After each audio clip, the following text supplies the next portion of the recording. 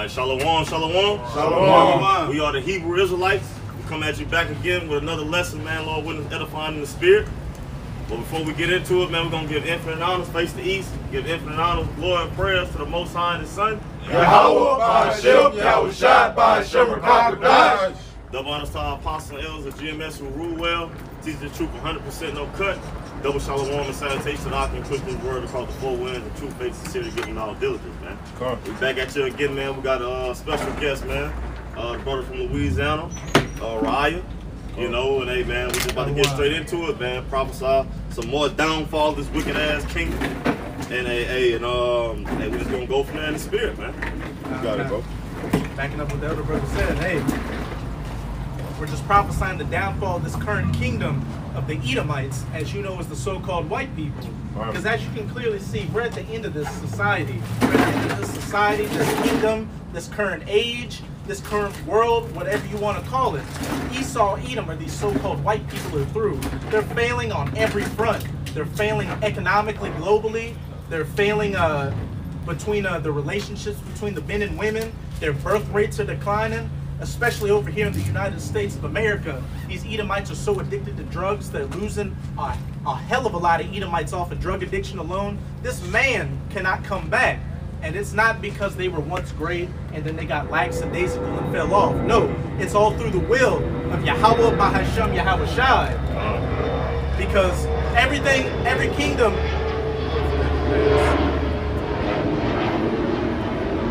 every kingdom that has ever ruled, from the Assyrians to the Babylonians to the Medo-Persians, the Greeks, the Romans, which are Edomites, all the way up until today, was set up by Yahweh, Ba'Hashem, Yahweh Shai. Actually, if any brother can remember it, it's in Psalm 70 where it says, promotion comes neither from the east nor the west, but from the Most High. I think I got it. They can tie right along with Yahweh ruled in the kingdom of men, man. And he gives it to which way you go, whatsoever you want to. I'll pull it out. I got it. Oh, you got it? Psalms chapter 75 and verse 6. It say, for promotion cometh neither from the east nor the west, nor from the south, but Yahweh is the judge. He put him down one and he set him up another. Hey, that speaks for itself perfectly. Every single heathen rulership that has ever been brought up has only been brought up through the will of Yahweh, Ba'Hashem, Yahweh Shai, to fulfill prophecy. The Assyrians were brought up for their reason. The Babylonians were brought up for their reason. The Egyptians, the Medo-Persians, all the way up until this current beast system we're in right now. The United States, which is a part of that NATO-EU alliance. Right. The fourth beast, the last leg of the fourth beast, the iron toes mixed with miry clay in Daniel chapter 2. Yeah, we're gonna get it. This Romans 9 and 17. For the scripture said unto Pharaoh, even for this same purpose have I raised thee up, that I might show my power in thee, and that my name might be declared throughout all the earth. Therefore has he mercy on whom he will have mercy, and whom he hardens. Keep going. Oh, hey, backing up that Psalm 72. What was according to Romans 9, what was Pharaoh brought up for? To be an affliction unto the children of Israel. And every time the Most High brought a plague unto those ancient Egyptians, what did Pharaoh want to do? He wanted to let the Egyptians go, but the Most High, through his will, because through his will, for a particular appointed time, he hardened Pharaoh's heart to fulfill prophecy, to glory the name of the Most High. So Pharaoh kept getting prouder and prouder until the point of the Red Sea, where he chased the Israelites through it, and then the Most High, after completely wrecking ancient Egypt through those plagues, finished it off with closing the Red Sea on those Egyptians. And it's no different than these modern day spiritual Egyptians. You Edomites have been brought up for an appointed time to fulfill prophecy, be the devil, turn this planet into a wilderness, just so the Most High can show you that he rules in the kingdom of men. Because you Edomites, real quick, because you Edomites didn't do anything by your own volition. You didn't come up with the airplanes or the machine gun or any nuclear bombs or anything because you're just naturally smarter and better than everybody. Because when you look at you Edomites, even growing up, I knew you Edomites were weak. You couldn't go in the sun. They're base. You're base. you couldn't go in the sun. You got sick from every goddamn thing out here. While I looked at Jake growing up, and I was like, how are these people who they can go out in the sun? They're physically better. Substandard living conditions. They got more salt. They're just even Edomites. Because when I was growing up, I grew up around Edomites, other than Jake's. So I could see the lust that Esau had towards Jake, and even never saying Jake was better, calling him niggers and joking about that, but through their spirit acknowledging Jake was better. I always wondered that. Why are these people that are obviously better underneath these people? But when you understand these scriptures, everything comes into perfect play. It was only through the will of the Most High that you Edomites were set up. Your blessing was the sword, these different weapons and ideologies you put out there, as well as the fatness of the earth and the dew of heaven to fulfill prophecy, to bring about the last leg of the fourth beast, to show what a wicked kingdom looks like, to punish Israel. But once you've reached those bounds, you cannot pass them. And we're damn near at it, because we can see your kingdom's going down quickly. Yes, sir. You're failing on every single level, and you can't. There's going to be no "Make America Great Again," nothing like that. You won't be able to dig yourself out of this hole that the Most High has been allowing you to dig yourself into. Going back to pretty much the premise of everything, the Most High ruleth in the kingdom of men and setteth up everybody. I'm holding it. Oh, bring it out. I'm holding it. That's the spirit. And then you got your precept and any other brothers. This Daniel 4:17 because he mentioned it. I was holding it. That's the one we were gonna start off with. All right, this matter is Daniel 4:17. This matter is by the decree of the watchers. And who are the watchers? The men you're seeing on the cameras right now, on the highways and byways, as well as put up video epistles. We're the watchers. Hey, they got that movie, The Watchmen. We're watching everything that's going on, watching the news, and filtering it through the scriptures, and then coming out on these videos and these the highways and byways preaching the word, letting the elect, the lost sheep, know what time it is. The decree of the watchers, breaking down these scriptures and telling you exactly what times you're living in and exactly how everything's about to play out. Because we sighing and crying because of the abominations that being done in the midst of our sight, man. But it says this matter is by the decree of the watchers and the demand by the word of the holy ones, to the intent that the living may know that the Most High ruleth in the kingdom of men, and giveth it to whomsoever he will, and setteth up over it the basis of men. Hey, back up that Psalms chapter 71. Promotion cometh neither from the east or the west, from the Most High. The Most High setteth up whomsoever he will allow to rule. And right now, it's the basest of men, you Edomites. As it says in Job around chapter 30, that they were children of base men, children of fools. You Edomites didn't do anything of your own volition. The Most High set you up to fill prophecy. And it's clear to see you Edomites are the basest of men. You fornicate with animals, you fornicate with men, children, everything that is completely contrary to the scriptures.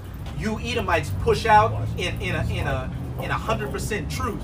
And hey, one of the best, besides this myriad of other examples you Edomites push out to show that you're the basest of men, is that TV show Jackass. That's just nothing but baseness. They literally had one of those Edomites on that show shoot diarrhea out of his ass at a Target.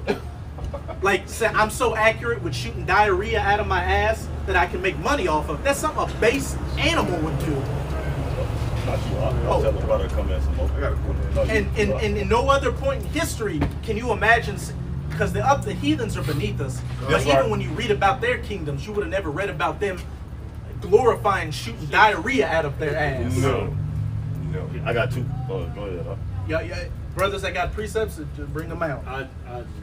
This is Isaiah chapter 54, verse 16. Behold, I have created the smith that bloweth the coals in the fire. The key point, I have created, not the smith had decided, I'm going to be a smith. And I'm just going to blow coals in a fire. I'm going to go create nuclear weapons. I'm going to go create airplanes and machine guns and all that. No, the Most High gave you that.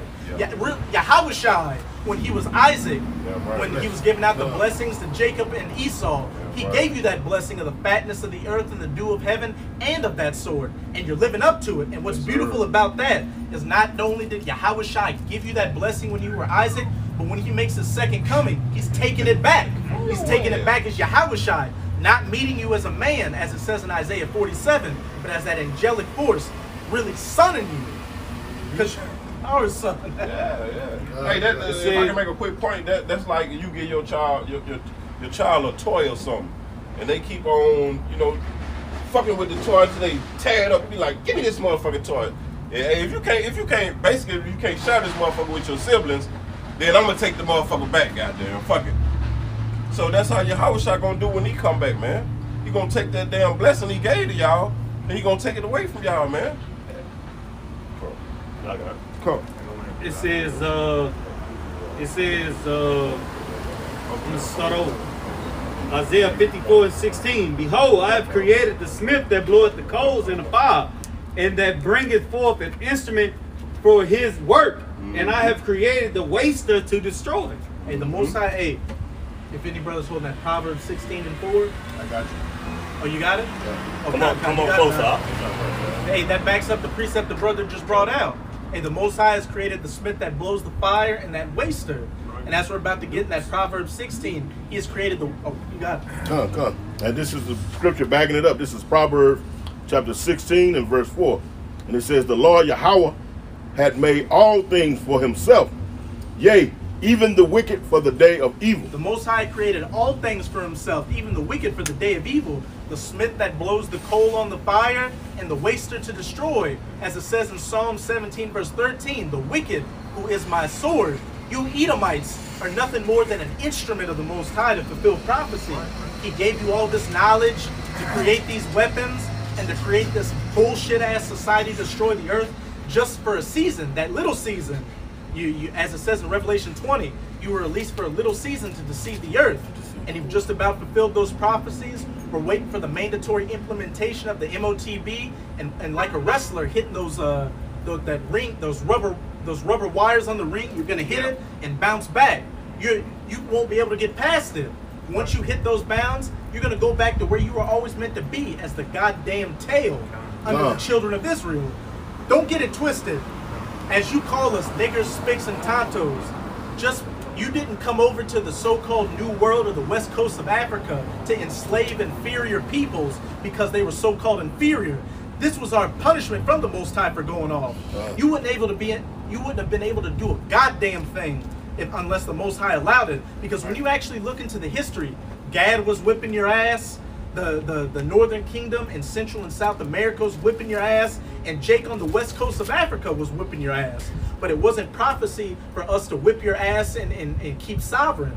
It was prophecy for us to be taken down by you for a season, learn our punishments, the elect to wake up, and then, as it says in Isaiah chapter 10, to no longer lean upon him that smote them. You're seeing the elect, those dry bones wake up and get those flesh and those sinews on them. And that's why we're no longer leaning upon you. We're leaning upon Yahweh Hashem Yahushai and preaching these words. Right. And that's the power of this thing that you can't deal with because you're a carnal-based man. As it says in Matthew 24, verse 14, and this gospel of the kingdom shall be preached in all the world for a witness unto all nations, and then shall the end come by simply the elect, the 144,000. Abaratazah, these brothers and myself are of that number, preaching this word on the highways and byways. We're bringing about the downfall of your kingdom, and there's nothing you can do about it because this is all spiritual, and you were set up to be the wicked. You were set up to fulfill prophecy into a point. And then once you hit those bounds which you cannot pass, you're going to go down and go back to exactly where you needed to be, a servant underneath our feet. And there's nothing you can do about it. And that's the beautiful thing about it, because I know I'm at least speaking for myself. Growing up as a young child, I didn't really grow up around Jake like that. I grew up around Edomites, and you started to get a certain kind of complex. Like you're just a so-called black guy in society. You got to work around things to try to live up to these standards and all that.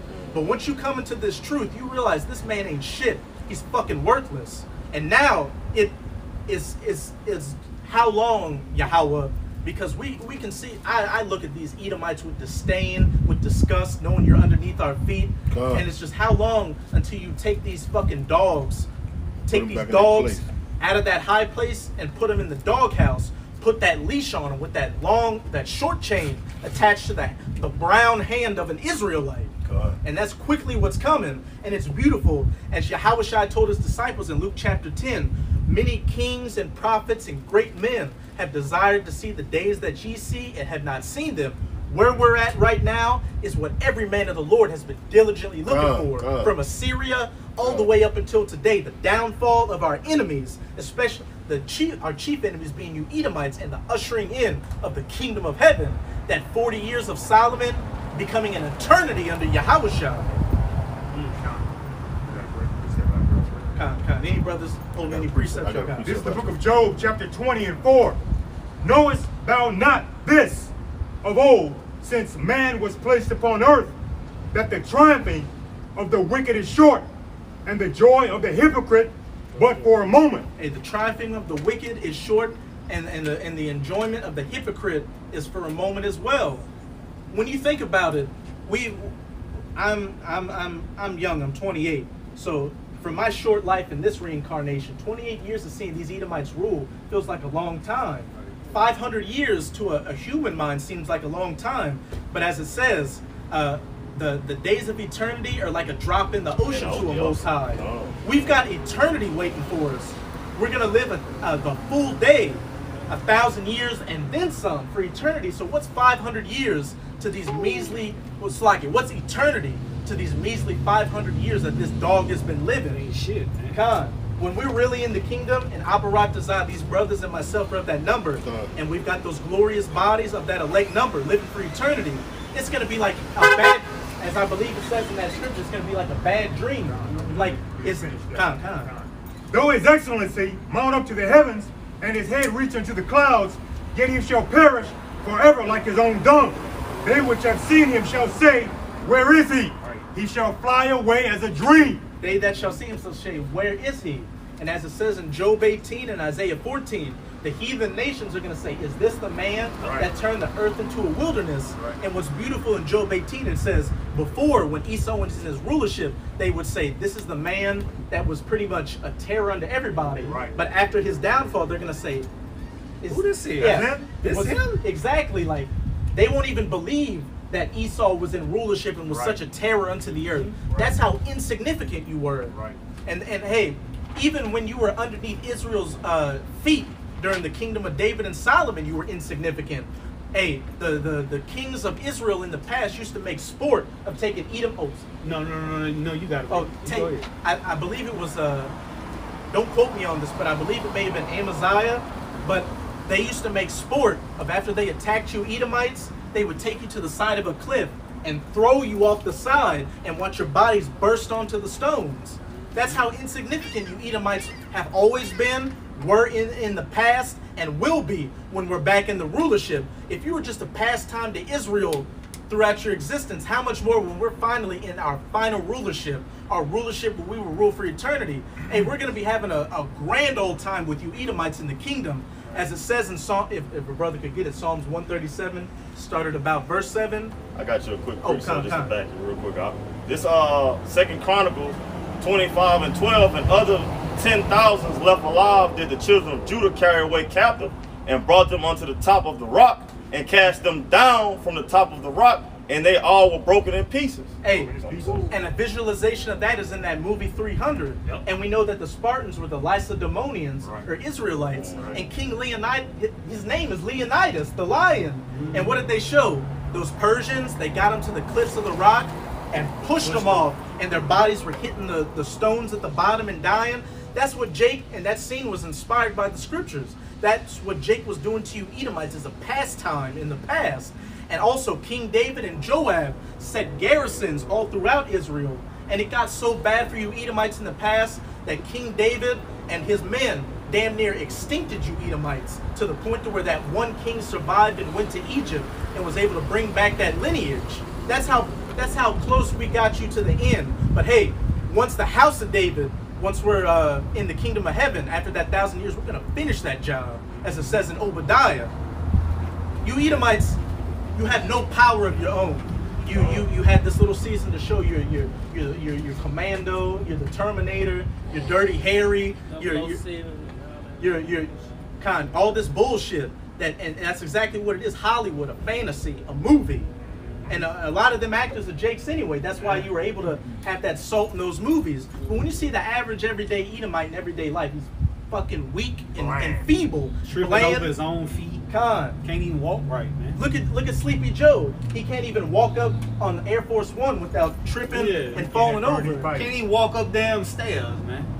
Without busting this shit over. When he was talking to those gutter rats, when he was talking to those gutter rats, he fell asleep during a presidential meeting. Like that's the state of Esau Edom right now. Sleepy Joe is the legacy that's left for you Edomites in Babylon, and the last leg of this fourth beast in general.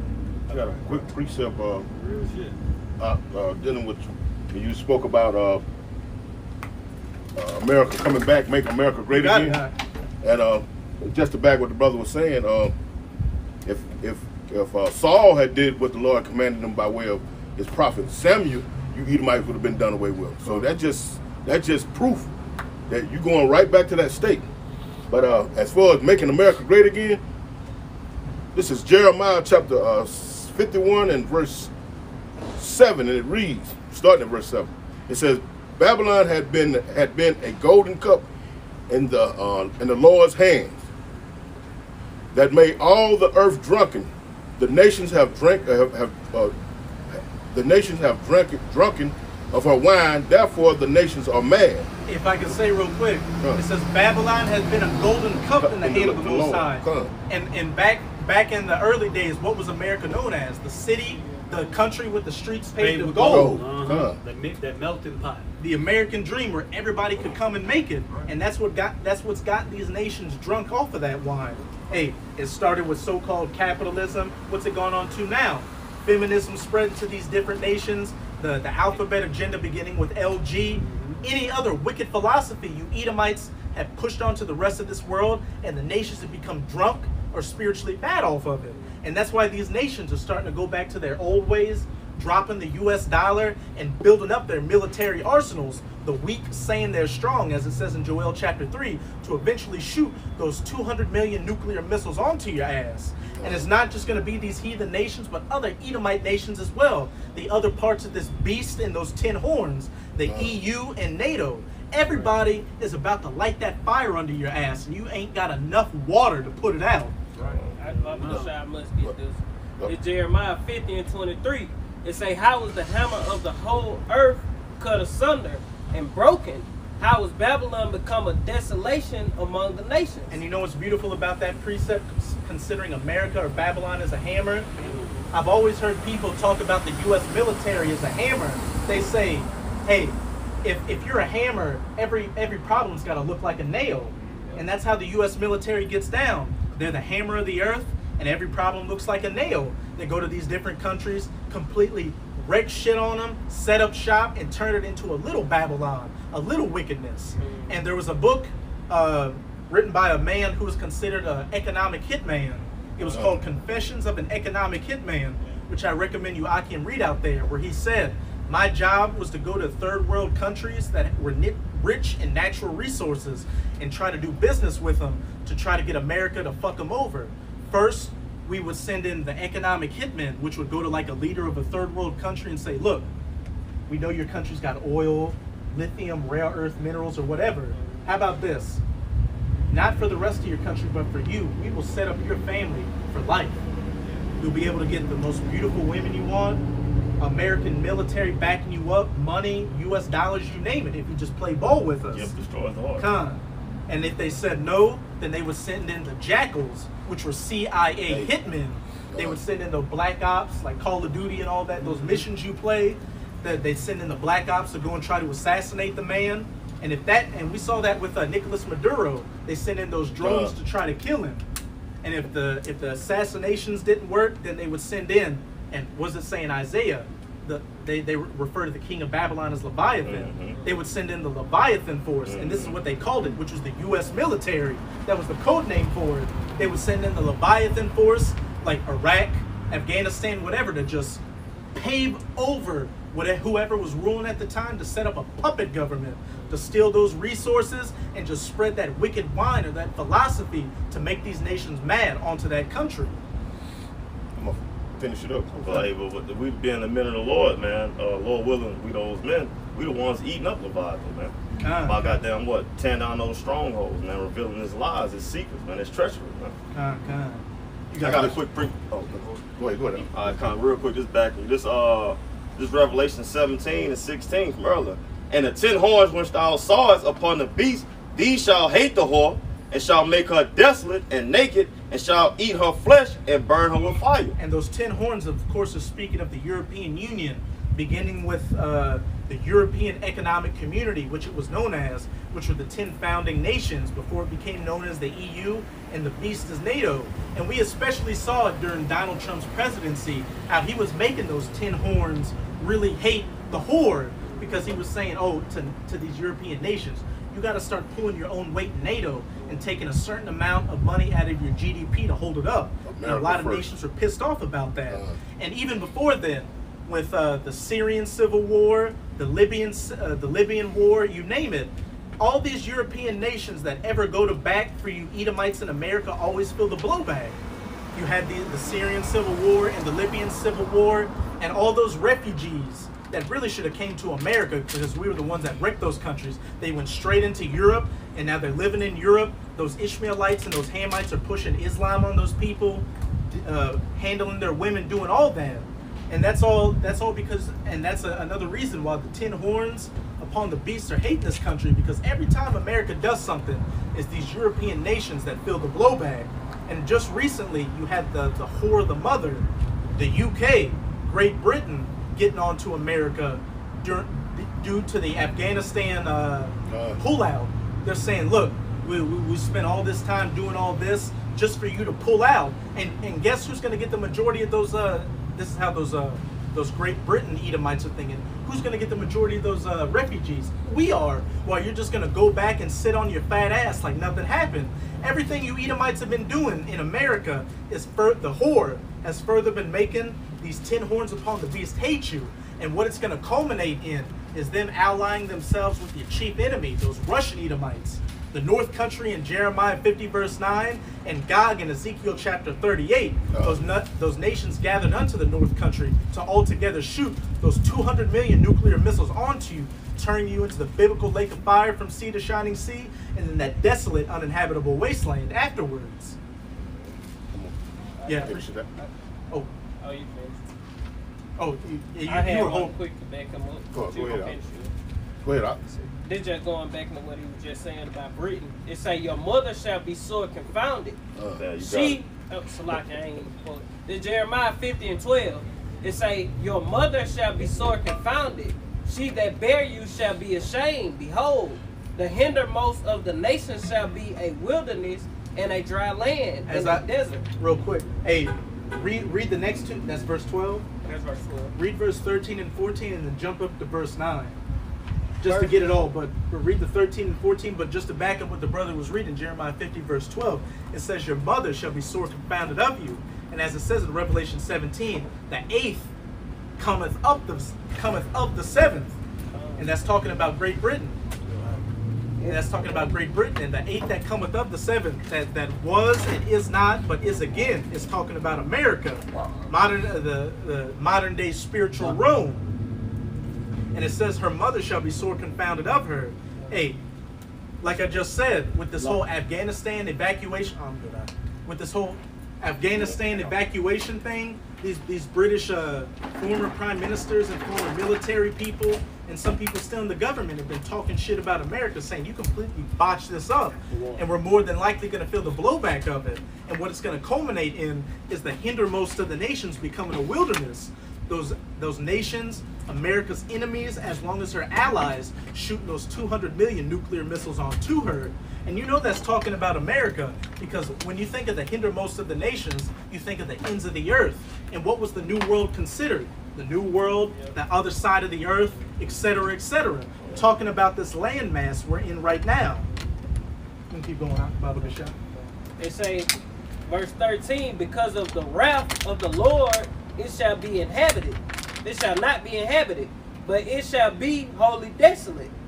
Everyone that goeth by Babylon shall be astonished and hiss at all her plagues. Hey, at the beginning it said, because of the wrath of the Most High, it shall not be inhabited. And Baba Kasha, could a brother get me Isaiah chapter 13, started around verse 17, and just read on down to the bottom. But because of the wrath of the Most High, it shall not be inhabited.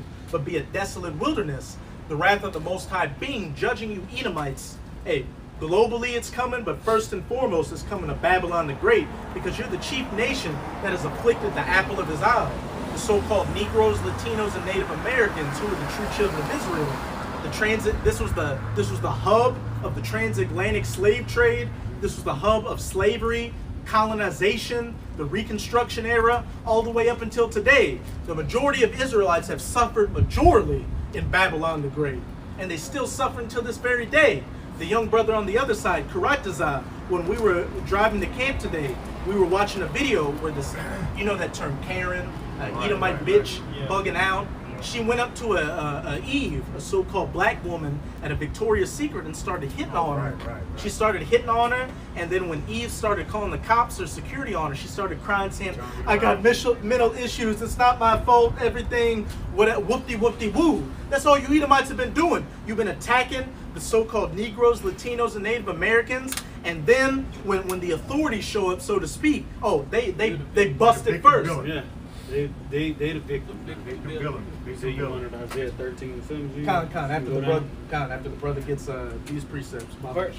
Verse 14 to say, put yourselves in array against Babylon round about, all ye that bendeth the bow. Shoot at her, spare no arrows, for she hath sinned against the Lord Yahweh by And as it says in Jeremiah, I believe it's verse 50 or 51, her sins have reached unto heaven. Hey, you Edomites have just about, especially in Babylon the Great, the United States of America, you've just about reached those bounds which you cannot pass. So now these archers are about to bend that nuclear bow and shoot those nuclear arrows onto you, because the scriptures are spoken parabolically, and bows and arrows, flying swords, javelins, spears, you name it, are symbolic for those nuclear missiles. So that's what they're about to bend the bow and shoot at you. And in Jeremiah 50 verse 9, it gives you more what's that? It gives you more descriptive. I got you a precept real quick. It gives you more clarity of what it's talking about. If you don't mind, we just get that Jeremiah 50 verse 9 real quick. I got it right here. Oh, 50 and now you got it? Yeah. They're not gonna be able to be stopped. Hey, and Joel, real quick, and Joel, when it say the arrows, they gonna be invincible, so to speak. The missile defense system rockets can hit the nukes, but the Lord's Spirit gonna be on those weapons to go straight through them and keep moving and not break their rank. And what's beautiful about that is a brother had a dream of him getting beamed up on the chariot, and he said in his dream when he was getting beamed up on the chariot, he said it was like in that movie 300 when you saw all those arrows, like you couldn't even dodge them coming down. He said as he was flying up, his body, like he wasn't even controlling his body as he was flying up. It was dodging them. Like every missile, he was going in between them, bobbing and weaving until he got into the chariot. And that's what's going to be with these missiles in that day. When those anti-missile defense systems go to shoot their countermeasures, the missiles are the Most High is going to take over there, get back and forth and just do everything they need to do. The scriptures say the Lord's incorruptible spirit is in all things. What he said on 300, he said our arrows will blot out the sun. Right. What the 300 said, we're gonna fight in the shade. Exactly. We're gonna hide from them, man. Hey, try and keep it at a minimum, brother. You know what I'm saying? Let that brother speak. Because, you know what I'm saying? You make quick points and boom, give it back to the brother. Con. I got a precept for y'all. Con. And then you got that Isaiah 13, Baba Kasha. This 2nd Ezra 16, I'm gonna start at 13. It says, "For strong is his right hand that bendeth the bow. His arrows that he shooteth are sharp and shall not miss when they began to be shot into the ends of the world. Behold, the plagues are sent and shall not return again until they come upon the earth." And they shall not return again until they come upon the earth. And those arrows are going to be shot to the ends of the earth, and they shall not return. Hey, again, not only did the Most High put the Spirit on these scientists to create these hypersonic weapons and anything that can get past anything Babylon's got right now, but just to make sure, even though it's already prophesied, just to add that little cherry on the top of the whipped cream, the Spirit of the Most High is going to be on those missiles, dodging, bobbing, and weaving to get exactly where they need to get. Every single one of those 200 million nuclear missiles that's going to hit this whore and penetrate her is not going to miss. They ain't going to get ED or anything like that. They're gonna stay erect. They're gonna stay erect and explode all over this bitch. I got some more of that. Okay. Verse 15, it says, the fire is kindled and shall not be put out. The fire, real quick, the fire is kindled and shall not be put out. As it says in Job verse 20, a fire not blown shall consume them. Talking about those nuclear missiles. Till it consume the foundation of the earth. Like as an arrow which is shot of a mighty archer returneth not backwards, even so the plagues that shall be sent upon the earth shall not return again. Point blank period. Once everything gets all green lights go, there ain't going to be no stopping. There ain't going to be no sticking the key in, delaying things. There ain't going to be no peace talks or peace treaties or everything. Once we hit those bounds where those nuclear missiles are going to be flying, that's going to be all she wrote, as it's going to go into that Isaiah chapter 13.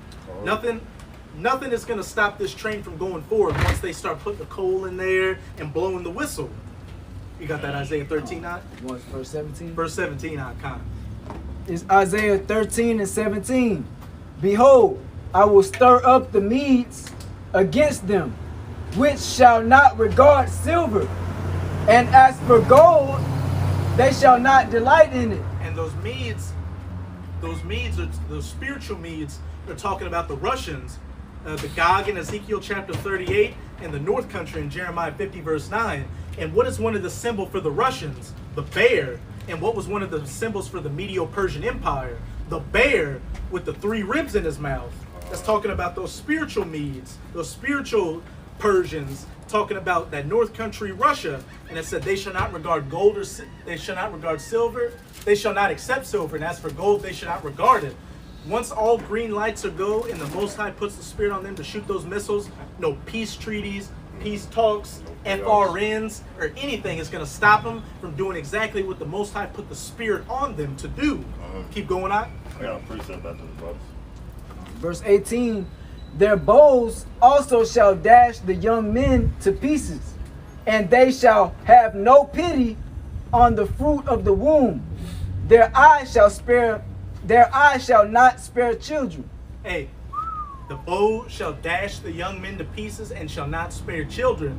If you're not of that elect number in Babylon the Great, the United States of America, when these missiles hit, it doesn't matter if you're a 1 month old, a 1 year old, 5, 12, 18, all the way up to 88 or whatever year old.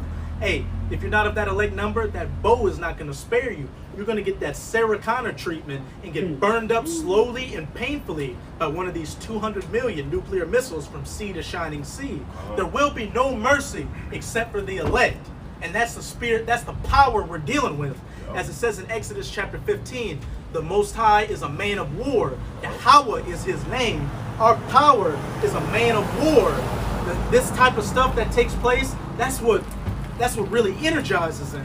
So, if I could add, the scriptures also says that with the Heavenly Father, there is no respect to person. Point blank So period. it doesn't matter who you are, man. If you're not of that number, you're done. If you're not serving the Lord, you're done. And the only way to go out honorably is to be serving the Lord. And if I can say real quick, whether you are a martyr on this side, you get beamed up on the chariots. As long as you bend your knee to Yahweh Bahashem, Yahweh Shai, and not to Baal, that's an honorable death. And to back up what the brother was saying, what does it say in Ezekiel chapter 9, verse 4 through 6? Slay utterly young and old, maid and little children, and begin at the house of the ancients. If you ain't of that elect number, you ain't making it.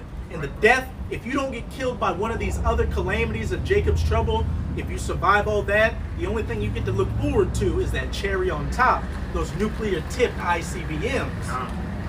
You got it, Doc? Isaiah 13 and 19.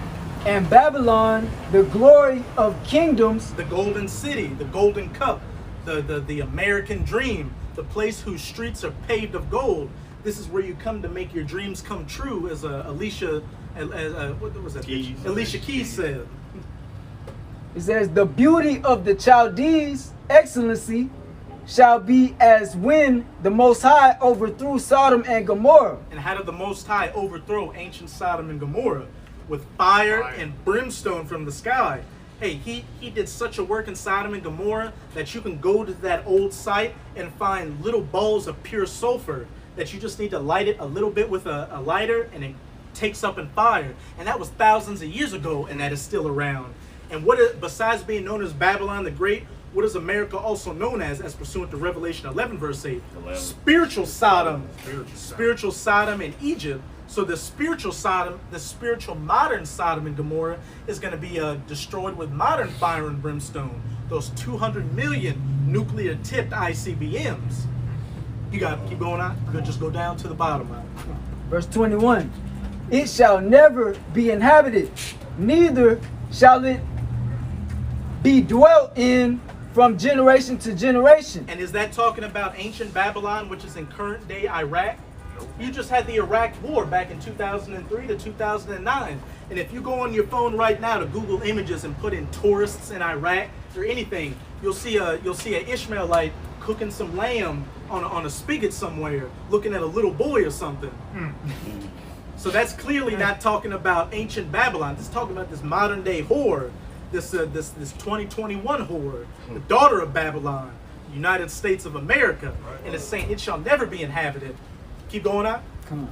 Neither shall the Arabian pitch tent there. Hey, going into the Arabians, because we know you Ishmaelites like to go and do snow angels and sand, do sand angels and all that. You like lived in the desert. Hey, this place is going to become such an irradiated wasteland that even your fucking hairy onion smelling ass ain't even coming over here anymore.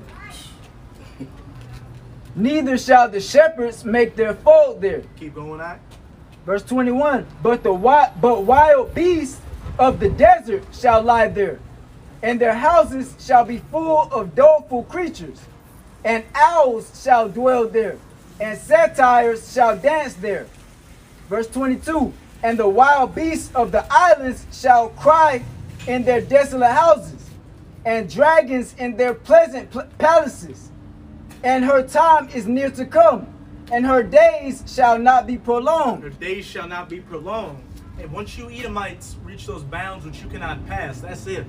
Once you've hit those little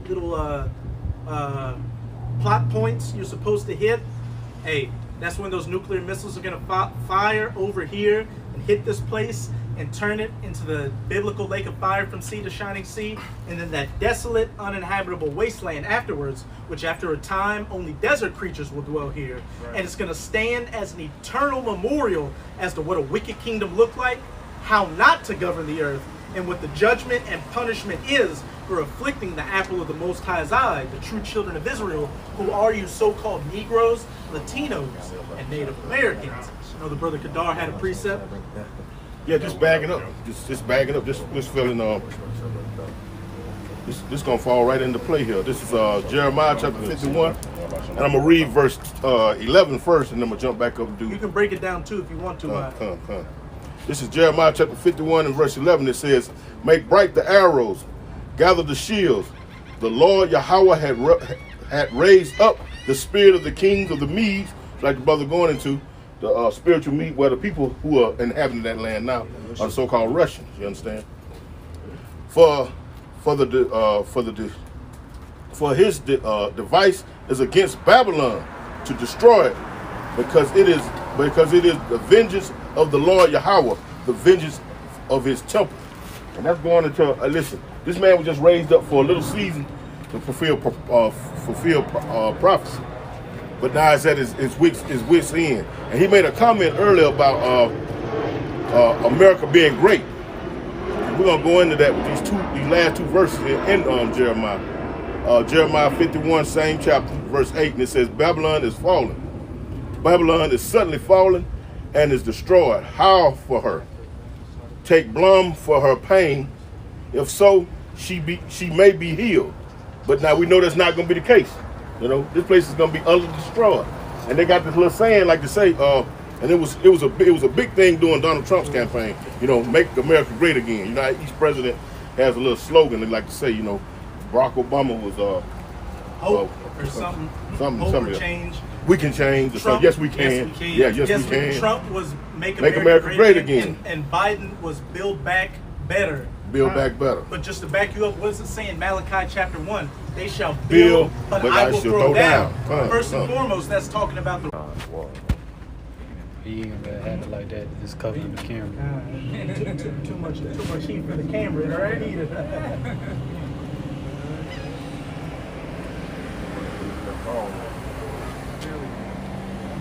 it in the cooler. I'm gonna just hold it. That way I keep it on. It's back going though. Back on? Yeah, I'm gonna hold it. You can get your towel out. I'll hold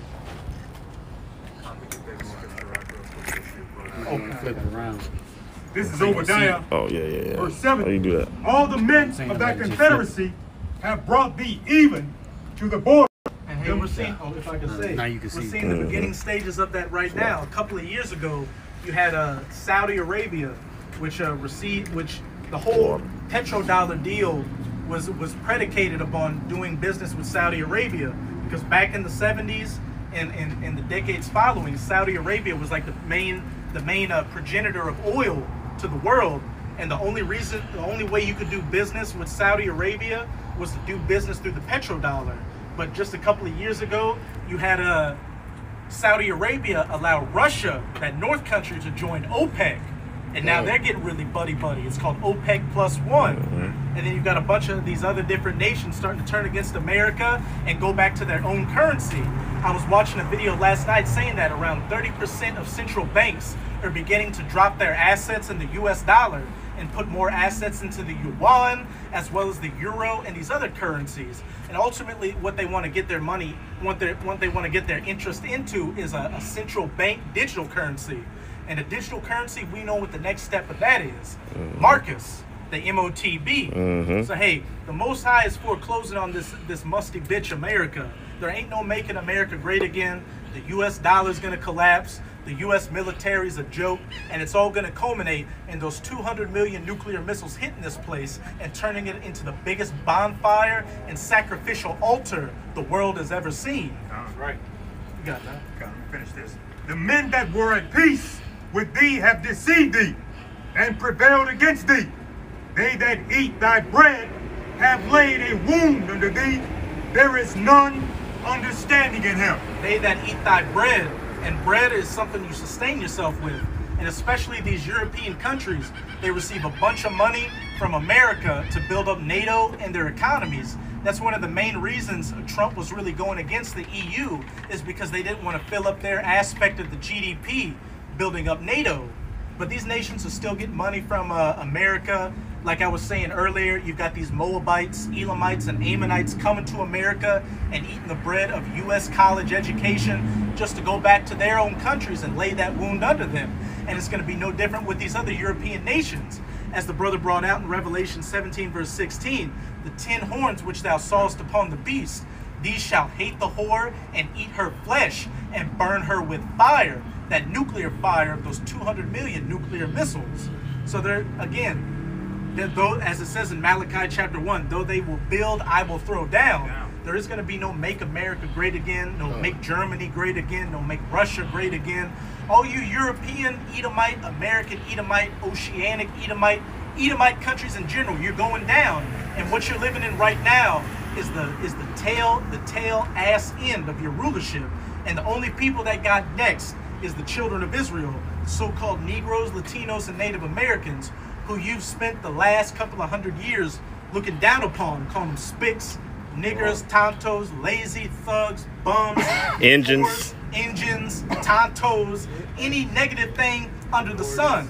And they even had a quote from Adolf Hitler, who was saying, if these Americans, he didn't say Edomites, but he said if these white Americans understood that there's living the same lot as the ancient Egyptians, afflicting the children of Israel as ancient Egypt afflicted them, then they'd be terrified and would change their ways.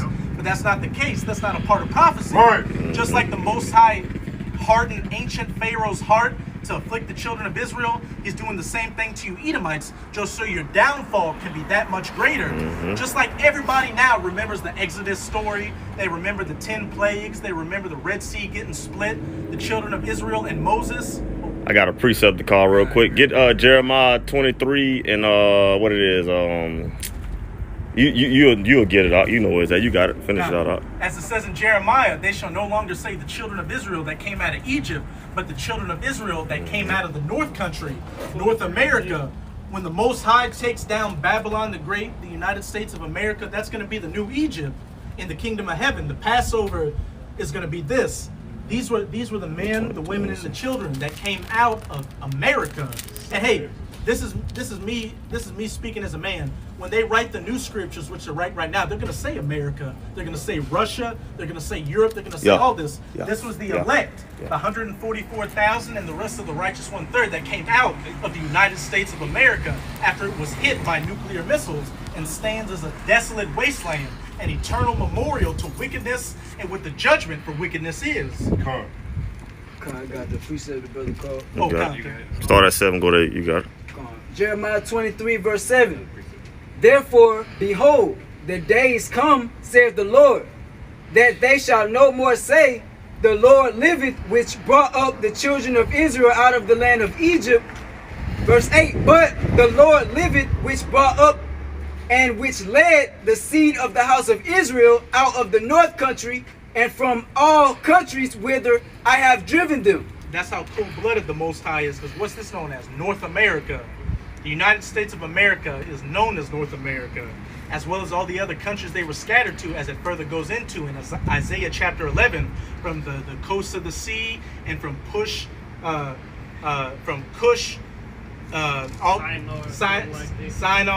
those other heathen nations where they shall come to from the ends of the earth, being brought back into their own lands. But what's beautiful, hey, it shall no longer be said the children of Israel that came out of Egypt, but the children of Israel that came out of the north country. And to you sincere Akim out there, we're living through the Acts of the Apostles right now, 2.0, and we're living through Egypt 2.0. Everything you can see our people doing, bugging out and being worthless 2/3. Hey, that's what the men of the Lord back then saw. We're coming back in our same light, as it says in 1 Corinthians chapter 14. The spirit of the prophets is subject to the prophets. We've got the greatest honor right now. Back in that Luke chapter 10, and I said, Yahushua speaking to his disciples, and I say unto you, many great men and kings and prophets, roughly paraphrasing, have desired to see the days that ye see and have not seen them. We're in these times where we are literally a hair trigger away from all hell breaking loose and the kingdom of heaven being established. So this isn't the time to be getting weak. This isn't the time to be looking back like Lot's wife into the world. And of course, we got demons messing with us, and we got a whole host of problems bothering us, but we know that we can see the finish line. We can see that little bit of red tape we got to run through. All we got to do is just pull it out of ourselves to not get tired and winded. Just bust through that tape and drink that, the people hold out the water. Keep drinking that spiritual water that the angels are holding out for us to keep going forward. And to back you up, I'm just finishing verse 8. You got it? It says, and they shall dwell in their own land. And they shall dwell in their own land. And when you go into the end of Ezekiel chapter 37, what does it say? That I shall bring them into their own land. And David, you got it? I was about to pull it. Oh, you got it then. I got it. No, I ain't got it, but I'm going to pull it though, Hey, we'll wait for you, Akim. Oh, okay. It's the spirit. Just maybe that up. 37. About 20. Alright, so About, you can start at verse 21, and there's a lot of meat in there. Just read 21 to 25. all right. This is Ezekiel 37 and 21. And say unto them, thus saith the Most High Yahweh, behold, I will take the children of Israel from among the heathen, from the north country and from all the nations I have scattered them to, whether they be gone, and will gather them on every side, and bring them into their own land. Hey, backing up what the brother said, bring them back into their own land. And when you read up further up in Ezekiel 37, it talks about the two sticks being brought together. The southern kingdom, or Judah, Benjamin, and Levi, you so-called Negroes, Haitians, West Indians, Jamaicans, all of that. And the northern kingdom, you so-called Latinos, Mexican, Colombian, Brazilian, all that, to the North American Indians and the Seminole Indians, or the Reubenites. Those two sticks being brought back together into that one stick. And we're looking at the stick right now. All 12 tribes with their true biblical names right here, and the bywords that the heathens, chiefly you Edomites, have given us. And then coming by that too. Then also saying ain't gonna be no more northern kingdom, southern kingdom. This is gonna be Israel on the planted. That's it. You know, no more vexing each other, looking at each other sideways or some shit. The land tribes looking at us like we're a bunch of niggas, like the so-called white man. You know, we're all gonna be on one accord, peace and harmony. If that's what you call it. You know? All right, it's 20. We finish 22. And I will make them one nation in the land upon the mountains of Israel, and one king shall be king to them all, and they shall no more. And they shall be no more two nations, neither shall they be divided into two kingdoms anymore at all. Backing up exactly what you said, they shall no more be two nations or two kingdoms. It's simply going to be the 12 tribes of Israel. It's when you see a brother of a different tribe, that's my brother. It's not. That's Issachar. That's a Spick. That's a nigger. That's a Tonto. That's Bobby Brown. None of that. It's to be simply an Israelite. And that's beautiful. Like, that's going to be beautiful, because we see our people bug the hell out. Like, our elder brother down in New Orleans, Jack, and I always talks about that. That's going to be, even that, just saying it may seem small compared to the bigger mysteries of the scriptures, but that's going to be a beautiful thing. All of Israel will love each other. Those curses are no longer going to be on us. We're going to see a brother. Brother is my brother. Sister is my sister. We're not going to have those evil eye. Everything is just going to be perfect. The women are going to be beautiful. The men are going to be handsome. Everybody's just going to be perfect. And they're going to have the laws, statutes, and commandments in us. We're never going to go off again. 23. Neither shall they defile themselves anymore with their idols, nor with their detestable things, nor with any of their transgressions. But I will save them out of the dwelling places wherein they have sinned, and will cleanse them. So shall they be my people, and I will be their power. Hey, and the elect are getting cleansed of their transgressions and their sins right now. As it says in Isaiah chapter 19, we're in the spiritual altar of Egypt, making our bodies a living, and that part isn't in it, but we're in the spiritual altar, crying unto the Most High. We're making our bodies a living sacrifice unto the Most High. Hey, we're doing the best we can to follow these laws, statutes, and commandments to the best of our abilities.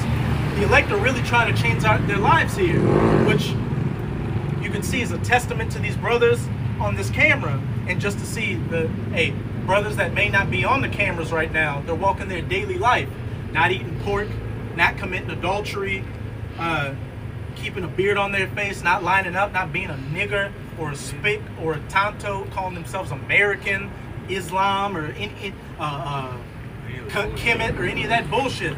They're calling themselves after Yasharallah. And just, hey, brothers always bring up this beautiful point.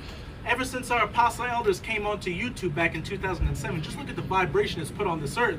Even though 2/3 still may not acknowledge themselves as Israel, what are you seeing? A lot of Jakes no longer eating pork. Jakes are getting into the herbs and the stones. They're saying that we need to separate from America. All that. And I was thinking about this. And I was thinking about this today. Like, this is a body armor, and it says alkaline water pH 9+. Growing up, before I came in the truth, I never saw any bottled water company talk about alkaline water. Right, never. That's all the spirit that Israel's been putting out. Yeah. Whether these companies know it or not, they're following after the dictates of the children of Israel. Yeah, they watching too, you know. They sit back watching the videos just like everybody else, you know. Hey, these niggers are calling themselves Israel, but they like alkaline water. Yeah, let's sell some alkaline water. Right. They ain't buying pork anymore. Israel is all the earth, so whatever we do, whatever we do, they gonna follow. It's just off top. You know? Fuck, you don't even see too many Edomites in the grocery store buying pork no more. And you see a lot of Becky's dealing with Jake right now. And I seen, you know, Jake got to get on the concubines. But you see a lot of Edomite women posting videos on the internet like now. It's like, I want my son to have that black brown skin because I want him to survive into the future. Well, hey, you're gonna get plugged. Don't worry about that. Don't worry about that. Whatever you want. There's gonna be a lot of licking, sticking, and standing up. I'm gonna stop talking. Let's get back to being spiritual. Come on. Get that corn cob. Hey, you gonna get your little LeBron James. You gonna get your little LeBron James.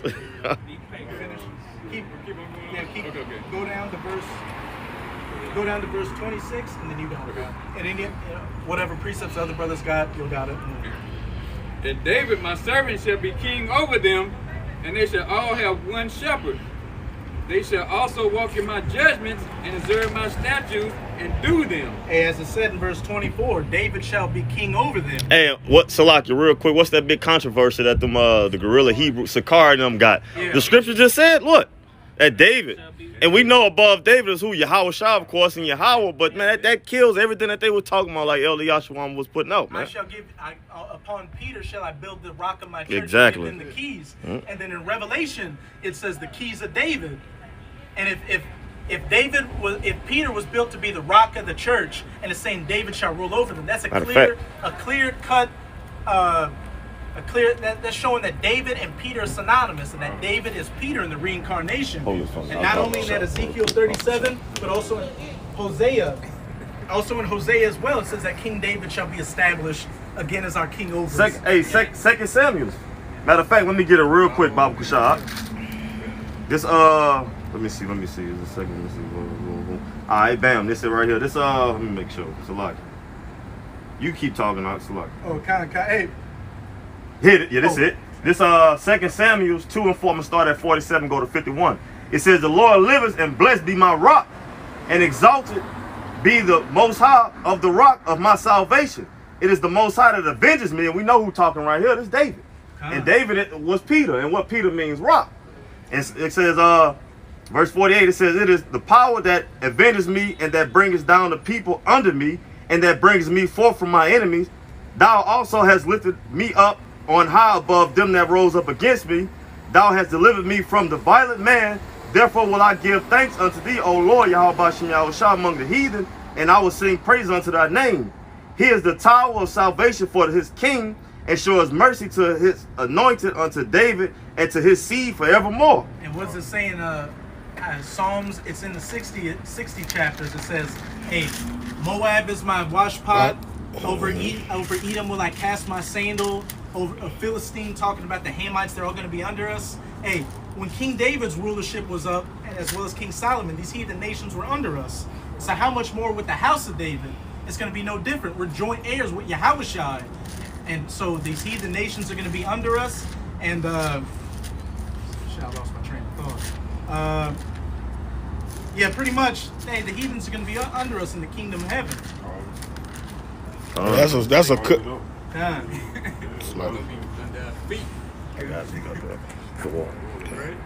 Oh wait, that now I remembered, as it says in Zechariah, the feeblest among you shall be as David, but the house of David shall be as God. How is a piece of shit heathen going to be able to compare to a God? They're not. And it says the house. What I can't even begin to imagine what that entails. The house of David being as God. Right. Our minds can't even comprehend that. But just know that nothing will be able to compare to the house of David in that day.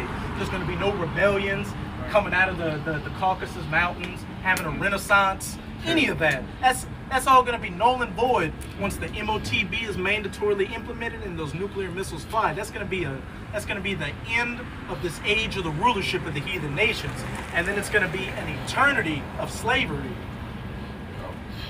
The scripture says it's going to be as a dream, man. We're We're going to look back on it as a dream. Be telling our children down the line. And we used to have these red people over. Our children be like, "Man, yeah, right, yeah, like y'all bullshit. Ain't no way." But it's good. That's how it's gonna be, man. That's right. Yeah, they gonna flip out like hell people. Right. When you see a damn caveman hitting some rocks with a pickaxe, like how? They're gonna take out the portraits and where brothers and paint them out there in the fields and shit. Go back and like you say, show your kids, your grandkids. Like, hey, this was Ruleth back in the day, a base man, Hey, and then since we're going to have the laws, statutes, and commandments in us, we're going to be able to go back to the scriptures and say, hey, it was the will of the Most High for the basest of men to be set up. These worthless people didn't do it of their own volition. It was all through the will of the Most High. Right. Got a quick precept there, Gil. Oh, Real quick. Isaiah 2 and 3. "And many people shall go and say, Come ye, and let us go up to the mountain of the Lord, to the house of the Most High of Jacob. And he will teach us of his ways, and we will walk in his paths. For out of Zion shall go forth the law and the word of the Lord from Jerusalem. Verse 4, and he shall judge among the nations and shall rebuke many people, and they shall beat their swords into plowshares, and their spears into pruning hooks. Nation shall not lift up sword against nation, neither shall they learn war anymore. Hey, and that cuts those gutter rats over in the land right now. Because it says in the scriptures that when the true children of Israel were back in the land, nation would no longer war against nation, and they would beat their swords into plowshares and their spears into pruning hooks. But what have you seen ever since those gutter rats, those Amalekites, got into the land back in 1948? Immediately, you had the Arab-Israeli war, then you had the 6 Days War in the 60s, you had the Korean War, the Vietnam War, a bunch of wars in Central and South America in the 80s, the first Gulf War, the Balkans in the 90s, the second Iraq War, war in Afghanistan, Syrian Civil War, and World War III hasn't even happened yet. So that cuts those Amalekites over there being the true people. But as it says earlier up in that verse, these heathen nations are going to come up to us to learn our ways and follow after our statutes. As you can see what they do with these Edomites now, they shave their face, they wear the business suit, they want to use the US dollar and speak English. In the kingdom of heaven, they're going to grow the beard, wear the garments, follow the laws, statutes, and commandments, and use our currency. And already we can see, as you brought out earlier, Jake is the salt of the earth, and whatever Jake does, these heathen nations follow after. Even in Jake's wickedness, being a rapper and a thug, wearing his hat backwards, sagging his pants, rapping, you see these other heathen nations doing it. So if they follow us and they want to be us in our lowest estate, exactly. Hey, as it says in the Apocrypha, if a man is honored in his poverty, how much more in his riches? So hey, these heathens are going to have to be righteous by default. That's all she wrote. And it also says, if a rich man is hated in his riches, how much more in his poverty? So hey, these other nations look at you Edomites, you so-called white people, as the scum of the earth. But the only reason they follow after you is because you have the military and the power. But if they could throw you over themselves, they would. So when you're finally underneath our feet, and just like you aided in afflicting Israel's affliction, you're going to aid in afflicting Israel's affliction of you Edomites. These other heathen nations will be like, man, they got Esau under them. I know they're beating the shit out of me.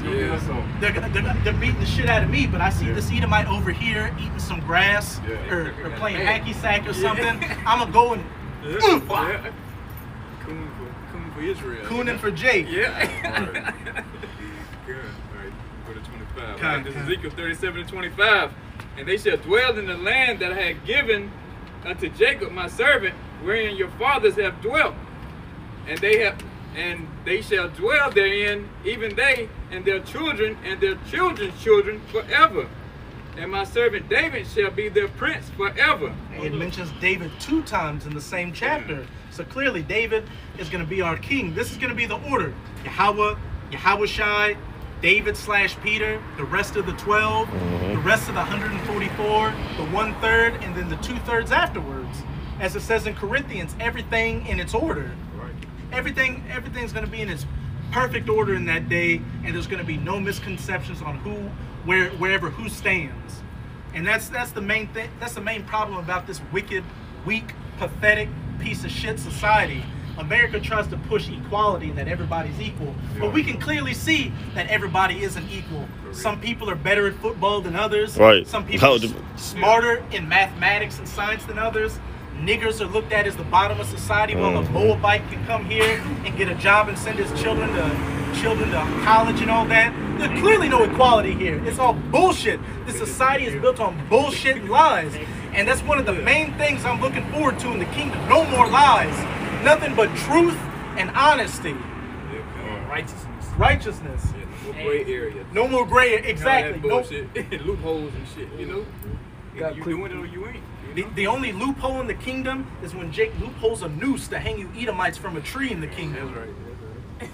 Got a quick preset back up. You got that. Well, actually, read me verse 26 and you got that. All right.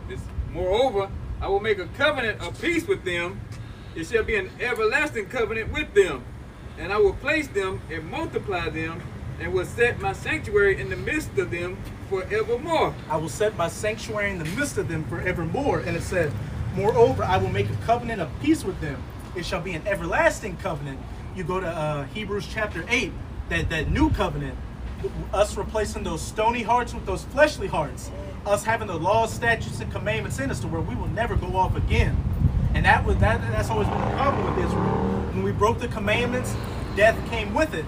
So if we're unable to break the commandments, what does that mean? Eternity, immortals, never die. And if I can add real quick what the scripture saying, the Lord say he's going to multiply us. So, hey, that just lets you know, man, the Lord controls life and death. As the scripture says, he's the omnipotent power, man. Even if a woman say, perfect example with Abraham and Sarah, man, she was supposed to be barren. The Lord opened up her womb, man. So the Lord controls everything, man. Everything. All we got to do is follow upon that path that he laid out for us, man. Lord willing, we those men. And keep continuing down it, man. And then don't let, like the scripture say, don't let no man take that crown. Or as we say in the world, what? Don't let nobody throw you off your square, man.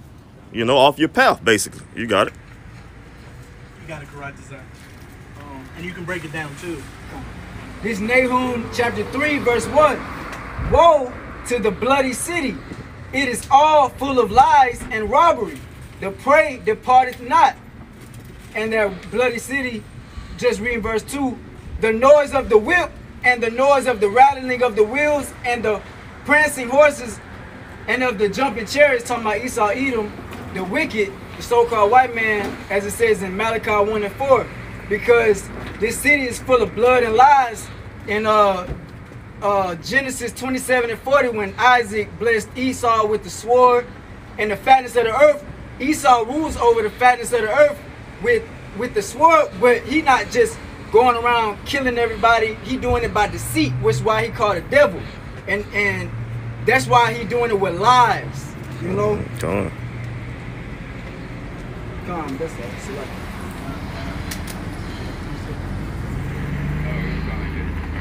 Daniel 2 and 44. We'll finally get to that, Joe.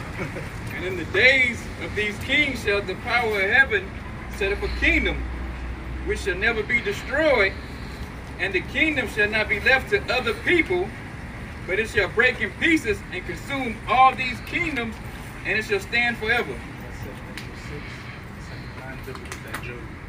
But you got that. But yeah, it's cut and dry.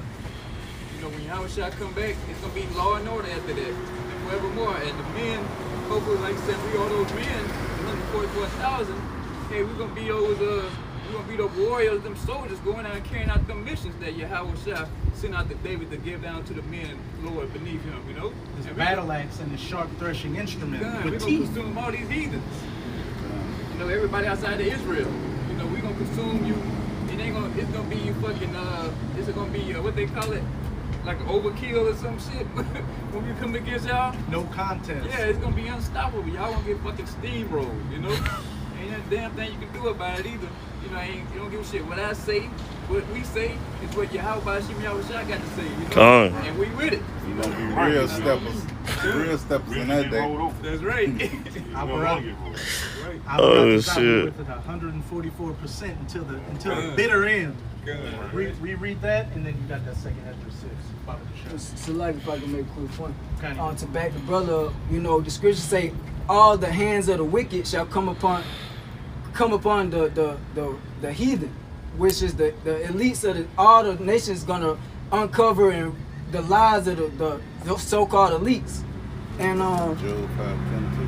Job 5 and 22 and Nahum 3 and 5 to say, behold, I am against thee, saith the Lord of hosts, and I will discover thy skirts upon thy face, and I will shew the nations thy nakedness, and the kingdoms thy shame. So, all like the brother was saying, they all gonna come against America. You know, the lies, the bloody city that's built upon lies. And we're seeing that right now. You got a lot of these different nations calling Esau the colonizers. They're saying the white people, so-called white people with blonde hair and blue eyes, are the biggest problem on the earth. They see that you're the ones going to these different countries, strip mining their lands for resources, starting these proxy wars, setting up puppet governments. The list goes on and on. Every single problem going on the earth right now can be linked back to somebody with red leprous skin. And there's no way you can get around it.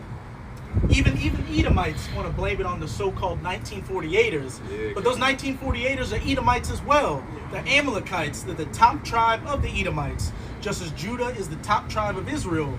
And as it says in Ezekiel chapter 21, the Most High would punish the righteous and the wicked. So if you got an Edomite that say he didn't do anything, like I just like to play video games, I go work at the oil refinery, I just chill, I got a good black friend, you're still gonna get your shit kicked in the kingdom, as well as these Edomites that personally afflicted the affliction of the children of Israel. Ain't nobody receiving mercy.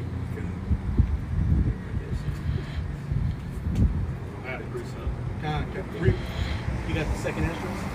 Yeah, I got it. Oh, well, he said he got the second entrance. Read that one real quick and get the second Ezra 6 if you got it on. Daniel 2:44. And in those days of kings, and in those days of these kings shall the power of heaven set up a kingdom which shall never be destroyed, and the kingdom shall not be left to other people, but it shall break in pieces and consume all these kingdoms, and it shall stand forever. And the kingdom shall be not left to other people, but shall break in pieces. The only people that got next are what you consider the lowest of the low in society. These so-called niggers, spics, tontos, Mexicans, African American, anything you want to call them. They're the ones that got next, beginning with the elect. And the kingdom of heaven, the kingdom of Yasharallah, the king of Yahweh by Hashem Yahweh Shai, is the only thing that's coming next, and it ain't going to go down. And this is all prophesied in the scriptures, as it says in 2 Ezra chapter 6. And this is how we know you Edomites are you so-called white people, because it said, let's let the scriptures speak for themselves. This 2 Ezra 6, I'm going to start at 6. It say, then did I consider these things, and they all were made through me alone. This is Yahweh Shai speaking to Ezra. Or Yahweh Hashem Yahweh Shai speaking to Ezra. It say, and through none other, by me also they shall be ended, and by none other. Hey, the Most High control everything. The kingdom gets set up, and the kingdoms come down, all through the will of the Most High. Nobody did anything of their own volition. These thoughts, even these words I'm speaking right now, as they're coming out of my mouth saying this, was all ordained from the Most High. As it says in Job 33, in the night, in their sleep, he sealeth their instruction. Everything that you're doing today was planned in your sleep yesterday by the Most High. We're all just puppets on strings, but the only difference between the elect is we can see the strings and know who the puppet master is. Everybody else is just a puppet thinking they're moving around. I'm living my best life. I'm living my own truth. Hey, we're gonna grab a few more precepts and wrap it up. Okay. The only thing you're doing is the will of the Most High, and he's so cold, he puts it on your mind to think you're doing it yourself. And what's even crazier is that at the beginning of time, before the earth was created, before even Yahweh Shai was created, the Most High knew exactly how your lot and your story was going to play out thousands of years from now. That's the power we're dealing with. We're dealing, as it says in Job, the earth hangs on nothing. Think about this. We're dealing with the power that could snap his fingers and make the earth drop off its axis and fall into eternity. If I can make a quick point, the book of life was already written out from the beginning, man. It ain't something that was written out in the middle of our lifetime, man. Let me get one precept, brother. Actually, we'll get every other brother's precept, and we'll close it out on that 2 Ezra 6, Salaki. So any brothers got any other precepts, we'll bring those out, then we'll close on that 2 Ezra 6. I got this one. Oh, kind. This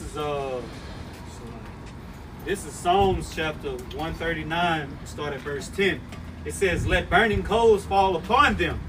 Let them be cast into the fire, into deep pits, that they rise not up again.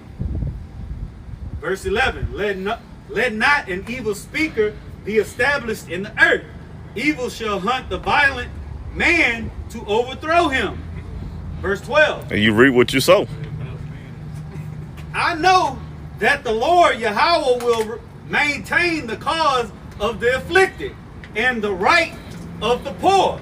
Verse 13, surely the righteous shall give thanks unto thy name, the upright shall dwell in the presence. Hey, says in Psalm 20:49, the saints shall sing aloud in their beds, because meekness and salvation has come to them.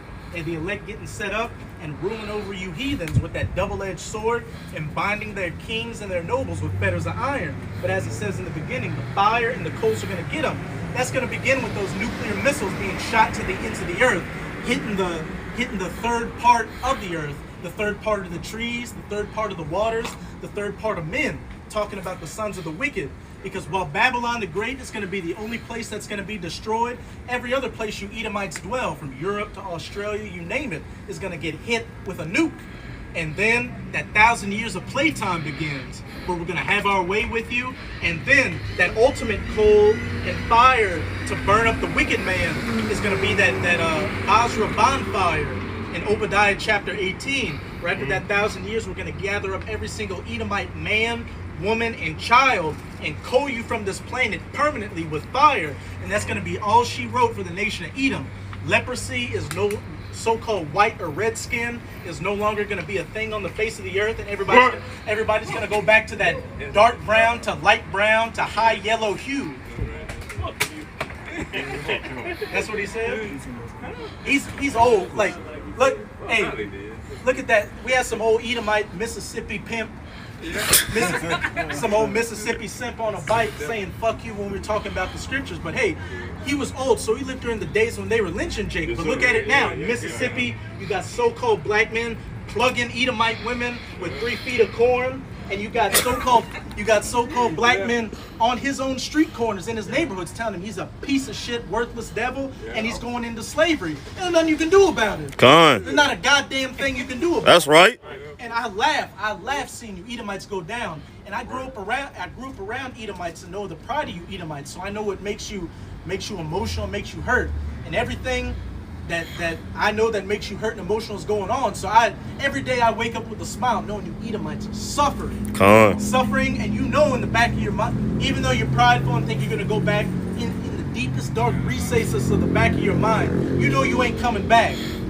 And you know a black foot, a brown foot, and a heavy leather sandal is gonna be on the back of your neck, digging that bitch in there. And Salakia, the last precept I called, it wasn't 139, it was 140. It was Psalms 140, and I started at verse 10. Salakia on that. I said 139. That was it, Yeah, that was it. Any brother have any other precepts? We'll close out with that second Ezra then. This is the end of the matter and the end of this current age in second Ezra chapter 6. Second Ezra 6 and 7. Then answered I and said, what shall be the parting asunder of the time? Or when shall be the end of the verse? Esau, in the beginning of it that followed, Jacob. And the prophet Esdras in the Bible was asking, how do I know what's going to be the end of these times and the beginning of the times to come? The times that many great men and prophets and kings have looked for, the ushering into the kingdom of heaven. And the angel is about to tell Esdras exactly what the signs of the times and the parting of the asunder is going to be. In verse 8, and he said unto me, from Abraham unto Isaac, when Jacob and Esau were born of him, Jacob had held first the heel of Esau. And real quick, your heel is the weakest part of your, I don't know if it's the weakest part of your body, but it's a very significant part of your body. That's why they've got that term, Achilles heel. Yeah. And that's why the Lord had that quote when he said something about a tooth out of joint or broke heel or something like that. Ankle out of joint. Yeah. No faith in the time of trouble. That's in Proverbs. I forgot exactly what. And he had that term. When you go into the mythology of Troy and all that, Achilles was an invincible warrior. And that was because, I can't remember which god it was. I think it was Hades that was dipping him. It was some god that was dipping him into some water that made him invincible. But he dipped him in the river Styx. The river Styx, which is the underworld and stuff. Dipping him in that means he would have been invincible and not died. But right before, I think it was Hades, let's say, dipped him fully in it, he got to his heels, his mom stopped him, so his only weakness was his heel, and that's when Paris hit him in the heels, with that arrow. And that's what ended his life. So hey, that going into Esau's weakness, or going into symbolically and spiritually, grabbing somebody by the heel is their weakness. And Jacob came out of Rebekah's womb. Esau came out first, and Jacob came out holding the heel of Esau. It say, verse 9, for Esau is the end of the world, and Jacob is the beginning of it that follows. Esau is the end of the world at this current age. And we can clearly see this is the end. And growing up, we watch these apocalyptic movies like Mad Max and all that show the times we're living in right now is the times before the end. And you even got people that aren't spiritual saying this is the, whatever's coming, things ain't gonna be the same after this. So we're clearly at the end. And by process of elimination, who's ruling right now? So-called pink, red, white people, Edomites. And it said Jacob, it said Esau is the end of the world, and Jacob is the beginning of it that followeth. The kingdom of heaven, the kingdom of Yahweh by Hashem Yahweh Shai, the kingdom of Israel, which will be a righteous kingdom for eternity. And that, simply put, is all she wrote. And that's what we have to look forward to. So again, to you sincere Akim and Aquath out there, you should diligently be doing whatever you can to hold on to whatever measure the Most High gave you, because we're there. We can see the finish line. All we got to do is hold up our end of the bargain and just pass that tape. Grab that spiritual water from the angels to keep going, pass that tape so we can make our calling and election sure. Abarat Dazad, these brothers, myself, and you sincere Akim and Aquath on the other side of the camera of that number. So with that, we hope this camp was edifying to you sincere Akim out there. And we're going to face the east and give all praises, glory, and infinite honors to Yahweh, Ba'ashem, Yahweh Shai, Ba'ashem Rakal. Double honors to the apostles and elders of Great Millstone who rule and teach well. And peace and salutations to you sincere Akim out there, pushing this word in truth and sincerity to the four corners of the globe. May you brothers endure until the end. Ababa Kwam Yasharallah. Kwam Yasharallah. Shalom. Shalom.